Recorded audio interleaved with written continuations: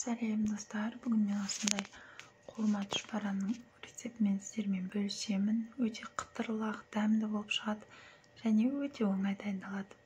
Ол үшін ең алдымен картофымызды кесіп, осылай үстіне суық су құйып, газға қайнатып пісіріп аламыз. Осылай бетінен құйып қойсаңыздар жетеді. Орташа отта қайнатып аламыз. Бұл пісем дегенше біз қамырымызды дайындаймыз. Біздің қамырымызға керекті заттар ұнды міндетті түрде електен өткізіп алдым. Оның үстіне 1 шай қасық тұз және 1 шай қасық қант саламыз. Және де сары май саламын. Мен бөлме температурасында еріп тұрған, оны микроволновкаға салып ерітіп алсаңыздар да болады. Сұйық майда болады, осылай маргарин пайдалансаңыздар да болады, қолды маймен жасасаңыздар да болады. Бұл май бізге қытырлақ болу үшін қажет. Енді үстіне қайнап тұрған ыстық суды құйып жібереміз және қасықпен осылай араластыру арқылы суытып аламыз. Бірден қолыңызды салып жібермеңіз, күйіп қалуы мүмкін.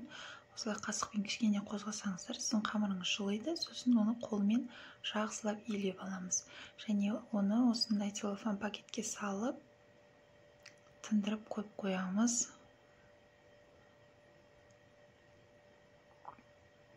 Кішкене 10-15 минут тұрғаннан кейін қамырымызды алып, 2 бөлікке немесе 3 бөлікке өзіңізге қалай ыңғайлы, немесе осы күйінде жайып алсаңыз болады.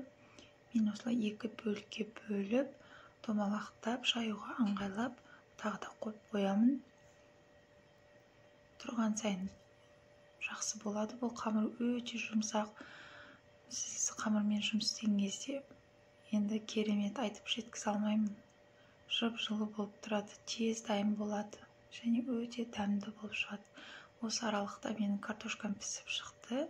Картошканы мен үстіне бұрыш немесе тұз,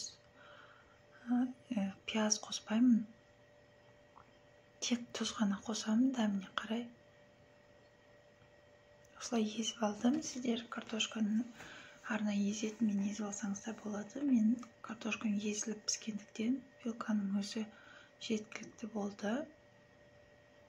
Осылай тұз салдым, тек қана болды, басқа ештеңе салған жоқпын. Бірақ сіздер өзіңіздің дәміне қарай, өзіңіздің талғамыңызға қарай дәмдеуіштер немесе басқа да нәрселер қоссаңыздар болады. Осылай вилкамен езіп алдым және де қасықпен жақсылап араластырдым. Арасына үлкен түйіршік болып қалып қалмасын. Осылай біркелкі етіп араластырып алдым. Тек қана тұз ғана қостым, басқа ештеңе қосқан жоқпын. Енді қамырымыздың бір бөлігін алып, жайып аламыз. Жайған кезде қатты жұқа қылып жібермеңіздер және қалыңдау болмасын. Кәдімгі мантыға жайған қамыр сияқты бешбармаққа солай жайып аламыз. Сосын өзіңіздің ыңғайыңызға қарай бөліп алсаңыз болады. Үлкен болғанын қаласаңыз, үлкенде оқып кесе бересіз. Немесе майда қылып кесуге де болады. Мен осылай орташа кесіп алдым. Ирелек пышақты пайдаландым. Шеті әдемі көріну үшін. Осылай 4 бұрышты қылып бірнеше бөліктерге бөліп алдым.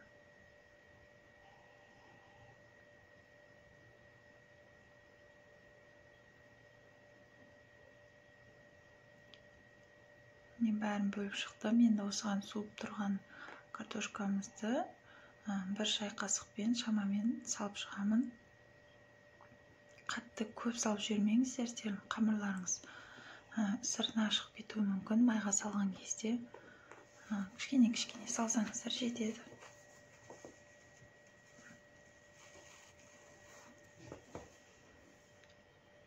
Тез дайындалады. Көп болса жарты сағат уақыттарыңыз кетеді, бірақ өте дәмді болып шығады. Ыстықта жесеңіздер әсіресе қытырлап, ауызда еритін дәм болады. Сіздер де міндетті түрде жасап көріңіздер.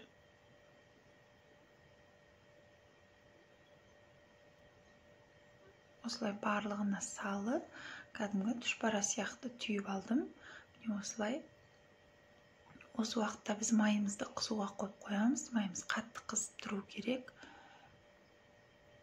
және осылай 5-6 данасын алып алып қуырамыз.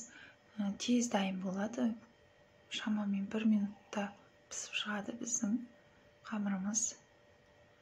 Өте қытырлақ, өзі видеода көрініп тұрғандай өте дәмді болып шығады. Сіздер де жасаңыздар міндетті түрде.